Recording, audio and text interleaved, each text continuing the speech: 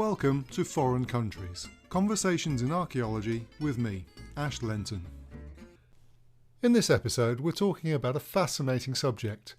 It's the role of metalworkers in early medieval society. Much has been published on the metal artefacts, but until now actually very little on the smiths themselves, and how this very particular type of person lived and acted, which is surprising in archaeology that is meant to be the study of people in past societies. My guest is Dr. Duncan W Wright of Newcastle University.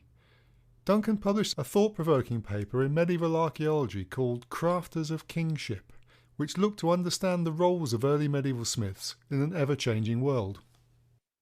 Welcome, Duncan. We're not going to talk too much about metalwork in early medieval Europe. Your interest in this paper is in the actual people, the smiths themselves. My main interest is the lives and the life cycles and something of the biography of early medieval smiths, these people who make these wonderful objects, the things we go and see in places like the British Museum, and we sort of gawp at their skill and their craftsmanship, and trying to fill out who were the people who made these wonderful things. My observation for some time has been that we find it hard to reconcile these wonderful objects with, especially the settlement archaeology of early medieval sites, often seen as sort of brown stains in the ground, post holes, earth-fast timber buildings. And so it's trying to understand further these individuals. We have some hints of their lives, small bits of evidence in things like documentary sources. Yeah, this is an historical period, but there aren't too many documents available in the British Isles, at least. But very, very few in the 5th and 6th centuries. So it's trying to map across the entirety of the early medieval period, so roughly sort of 400 to 1100, as it's defined certainly in the British Isles and Ireland. And yeah, it's explore across Northwest Europe who these people were. So what do we know about them? There are some, in terms of the hints in the documentary sources, we have certainly a definition between status.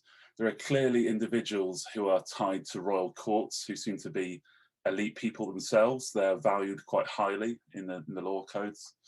And they're quite distinct from people who are making stuff in more normal communities, you know, sort of hammering fence posts and hinges on doors or what have you, that more common thing. So especially my focus was on the elite smiths of this period and their role within the high status milieu of that period, and especially tracking change. It's a bit of a trope really that smiths are seen as these valuable people but in some way marginalised, and that relies partly on the famous story of Wayland the Smith, who's actually first recorded in detail in the 13th century by Snorri Sturluson, who gives us lots of our data on Norse mythology. He details the story of Wayland, who's this very valuable and very impressive metal worker, and he's kidnapped by an evil king called Nithad, imprisoned on a lake island and forced to act as the royal goldsmith. And he exacts this bloody revenge. He rapes the king's daughters, he murders the sons, and he escapes on wings that he's fashioned himself. And things like Wayland and that story and other bits of the documentary sources we have been used to develop this idea of smiths as a conflicted character, valuable yet malign. But we can do more than that with the archaeological evidence, and we actually can see the status of the smith in early medieval society change over time, and that's principally related to the status of kingship and rulership in the period. Yeah, it's one of those periods where archaeological evidence far outweighs the historical evidence. So which are the key sites that you've used? Well, thinking of it in specifically looking at these elite smiths working within the retinues of royal courts, the focus has been especially to look at high status sites. Yeavering is the famous and best excavated example, certainly in mainland Britain, of a high status site where you've got this remarkable monumental timber complex. I think palatial is a fair word to call it, excavated very thoroughly by Brian Hope Taylor in the 1950s. And then at a slight remove, this prehistoric henge that seems to be reused in the early medieval period for metalworking, and that's been recognised for some time now. So it's trying to identify sites that will have clearly what the high status focus is, but also the metal workers and the evidence for that around them as well. And Glastonbury Tor is an excellent example of that, a rare example in Western Britain of the period where you've got datable evidence as well, because you've got this imported Mediterranean pottery. You find that at the Abbey site. You also find it on sites like Tintagel on the southwest peninsula as well. I didn't realise Glastonbury Tor was a metalworking site. It's really steep and the plateau is really quite narrow. And there, yeah, quite remarkably at Glastonbury Tor, it's quite a difficult summit to get up to. but you have clearly a series of what look like 6th century metalworking hearths, and initially interpreted by Ratz as either some sort of outlook or a military function, which I don't think really fits with the evidence, or a hermitage. He said this might be a hermitage. And I think the way of thinking of it as a hermitage is not entirely inappropriate, but the main thing that's happening there is metalworking. And this is clearly, to my mind, must be performative metalworking, because it's a very isolated spot. There's no natural resource of where it was ironworking taking place there. What do you mean by performative? Iron is not being extracted there, it's not being processed there, it's being taken up along with the fuel and everything else that is required. And this is happening probably episodically, I think, because I don't think it's where you have your metalworking on a normal day-to-day basis. It's very much a performative thing. So I think this is where we start to see the close relationship of metalworking and the oversight of metalworking and kingship and rulership and that control of it. And at Glastonbury, there's quite an enigmatic site, but I think you can see it in a very, I hate to use the term ritualistic, but certainly a ceremonial or performative way. But you weren't looking at burials at all? Like all good archaeologists, I've cherry-picked my data and I've looked at these elite sites, these high-status sites, and particularly the settlement evidence. I've not really explored the burial evidence so much. That has been the focus of individuals buried with metalworking tools, has been a focus in the past. And I think that's very important and very interesting. But I think actually it's the settlement evidence that's been overlooked to some extent. And also what metalworkers are doing beyond just making metal objects. And that sounds a bit odd to say, but increasingly in my research, I noticed that we see on the closure of buildings on settlement sites and other monuments in the landscape, we see metalworking tools go into the ground in these processes of what you might call ritual closure or killing. And so you have a question whether this is just the objects that are important, or is it actually the metalworkers themselves that are involved in this process. Involved how? It's well recognised that smiths are probably decommissioning objects in the same way that they're charged with making objects. So objects that go into the ground, that go into graves, sometimes are killed quite skillfully or annealed and decommissioned. And it appears, I think, through this research that you're actually getting the smith doing that beyond the objects. They're actually doing it in sort of buildings to monuments, particularly high status buildings, things like halls. And so you've got a broader question. I think what the research is probably, for me, the most interesting aspect is actually smiths as more holistic overseers of production and killing, are these agents in society that are charged with broader cycles of creation and destruction. You said you were cherry picking, but you've actually used quite a broad number of case studies, and from the continent as well. I was attempting to get a grip of what was happening across Northwest Europe, because so much of the evidence, certainly in Britain, when you start looking at it, is across this east-west divide. So across that, what people might define as Germanic or Anglo-Saxon culture, in inverted commas, on the eastern side of Britain, was traditionally seen as the Anglo-Saxon areas, and the west. And the patterns of behaviour and the patterns in the archaeology are consistent throughout. And so I started to look at other case studies across Northwest Europe and see where the material had come from. I think especially in Scandinavia, I think the process of conversion and what happens to smiths in that is very important. And I think the great benefit of looking at to Scandinavia is the later conversion. So you've got a few more centuries there in which to look at smiths and their role as almost cultic figures in those systems of rulership. Borgring in Zealand is what, 10th century? Borgring is a very good case study where you have relatively recently identified Trelleborg Fort, and the limited excavations that I think are still ongoing now so far have identified a gatehouse at that site. It appears that gatehouse has been deliberately burnt and razed to the ground. But fascinatingly, in one of the post holes of that gatehouse, you've got an assemblage of metalworking tools, and we get that quite a lot in these substantial buildings. Now, from what I can tell, and I've not seen published material on this, it's more from the popular press releases, but it appears that the excavators were trying to work out whether this was a forge and that it had been burnt somehow. There's absolutely no evidence whatsoever of metalworks taking place. The tools aren't there because this is a site of metalworking. The tools are there because the smith is charged and the tools are put in the ground as part of these processes of killing and closure. So when we find metalworking tools, we shouldn't be necessarily assuming that that is where metalworking is taking place. Instead, it can be part of structured depositions that are happening with creation and destruction of buildings and monuments in the landscape as well. So a life cycle process. And you think this was being described on picture stones as well? And in terms of the evidence from Rhynie, the famous Pictish stone, the Rhynie man, has been interpreted as having an axe hammer. And I think that sort of description of axe hammer really covers our slight uncertainty whether this is actually a hammer or an axe to some extent. It's been compared to the one that's found in the Sutton Hoo ship burial. And again, this has been seen as more of a hammer and perhaps as a sort of a poleaxe object for the killing of cattle, the ritual killing of cattle. I'm more interested in seeing it as a metalworking hammer. It's a slightly unusual thing in the picture of the Rhynie man, but fascinatingly at Sutton Hoo, if we're thinking of smiths as curators of destruction and overseers of closing processes, at Sutton Hoo, the famous Mound 1 ship burial, now incredibly famous because of the Netflix series The Dig, which I'm mentioning a huge amount in every time I cover the 7th century in my teaching. But at Sutton Hoo, the axe hammer object is the first thing to go into the ground. It seems to be the first object in the burial. So are we seeing again the smith there as being the sort of initiator of the closing process of the burial? It's an interesting idea. So you can see it as cherry picking, but the evidence is quite consistent when you've got these high status sites, and the patterns are there. And you can't argue, I don't think, that people saw metalworkers in exactly the same way across different parts of Europe. But when you start to get cohesive assemblages of evidence across Northwest Europe, the case becomes more compelling, I think.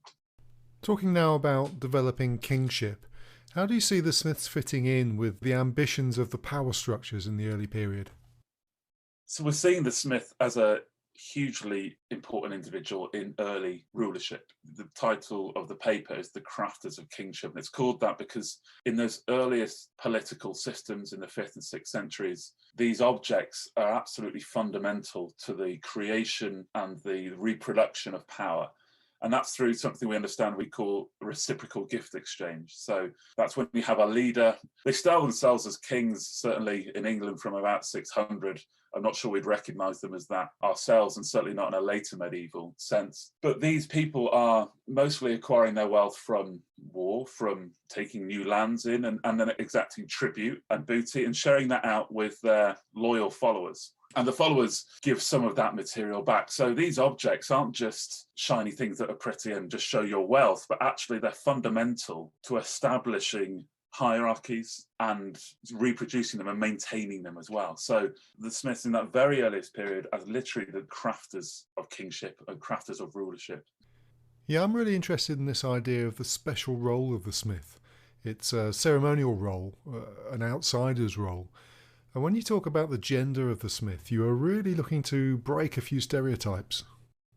The gender aspect comes in because, first of all, we need to get rid of that idea of the smith as purely a male individual, that kind of 19th century blacksmith image, you know, the kind of Joe Gargery, Great Expectations idea that we have and what we have in the post-medieval period. The burial evidence from parts of Europe, especially from Norway, shows that individuals, both male and female, are going into the ground with metalworking tools, so it's not exclusively a male industry. But the gender aspect in particular is that smithcraft seems to lie beyond any typical gender roles as we understand it in early medieval society.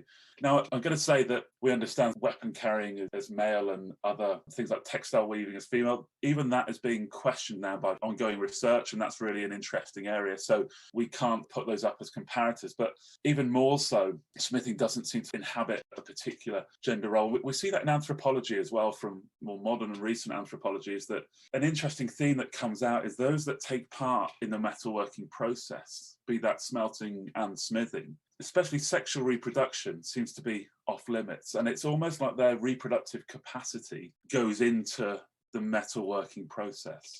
And this may have been true in the early medieval period as well. And thinking about it in terms of gender, the particular thing seems to be the reproductive capacity of these individuals is in some way other.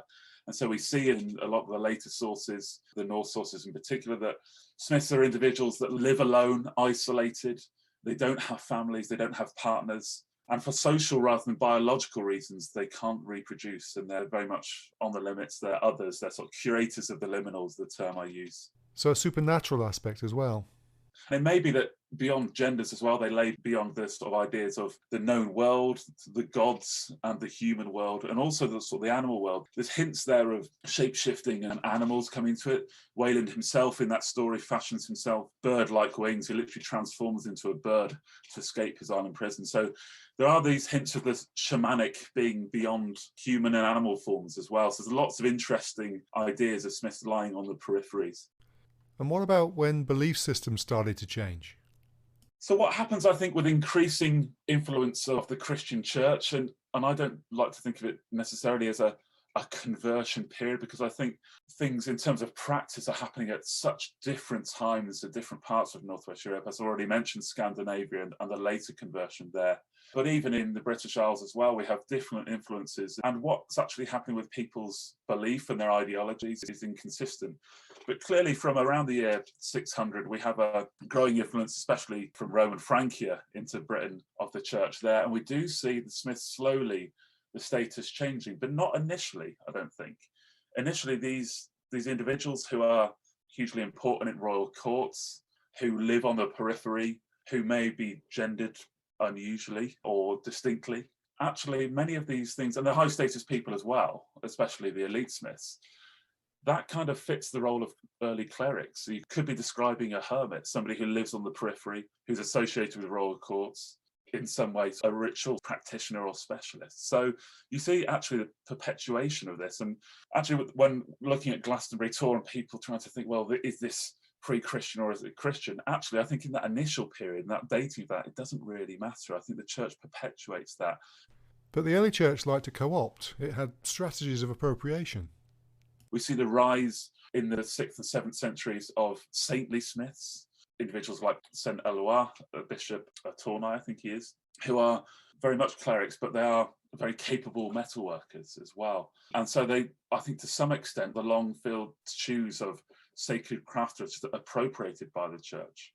And we see these sites actually being occupied and continuing for some time. It's only later in the conversion process and where we get more standardized Christian practice that we see that begin to change. And I think that's really from the 9th century that we see monastic orders in particular trying to structure their space. There's a quote that I use from the 9th century where crafters are instructed to, from now on, undertake their work within the vallum and not without, as they have done in the past. And I think that quote's really insightful, not only telling us that they're desiring to bring greater structure and these individuals into the monastic sphere, but also that before, the tradition in the past was that these individuals lived in the landscape, they lived beyond the settlement cores and the elite focus of that earlier period as well. So we do see that begin to change.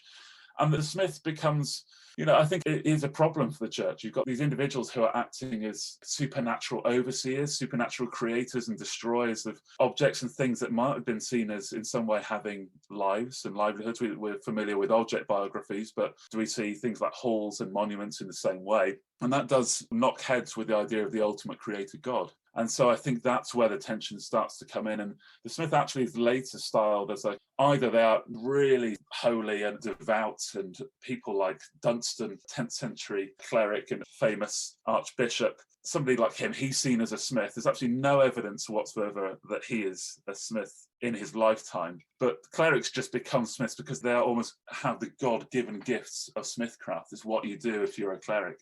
Contrasting to that, there are all these moralistic tales of Smiths who aren't devout, who fall in love with their craft and their object, and the focus of moralistic tales. You never see Smiths just being normal people, some conflicted characters. They're either extremely holy or extremely not holy. And so I think that's actually a bit of an overhang of these individuals and an overhang of this process of Smiths coming into Christian spheres and becoming normalised.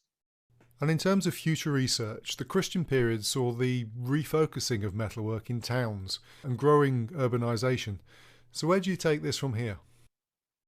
Yeah, I think what the paper doesn't touch upon, it's partly to do with word limit really and the scope of the research, but is urbanism and what is happening now. That's the natural next step for part of the project. Part of my interest would be to look at the urban sites as well. The early interest of the church in Roman towns, we don't have the same continuity as we see in places like Gaul, of course, but initially the bishops reusing Roman towns like Canterbury and later Minsters, from the 8th century we see Minsters also appropriating Roman remains as well. Part of the reason for looking at sites in the countryside, the rural landscape, was that my interest sort of spanned that period. So the 5th and 6th centuries, certainly moving into the 7th century, where power centres are still in the countryside, I suppose, and looking at that relationship. The towns are obviously the next stage of things, but they are a massive subject area in themselves, if you like. So the process of that, and I think the role of the church within that, as you allude to, and certainly monasticism, will be really interesting. But I've not yet been brave enough to put my foot into that sort of arena, just because of the scale of the evidence. And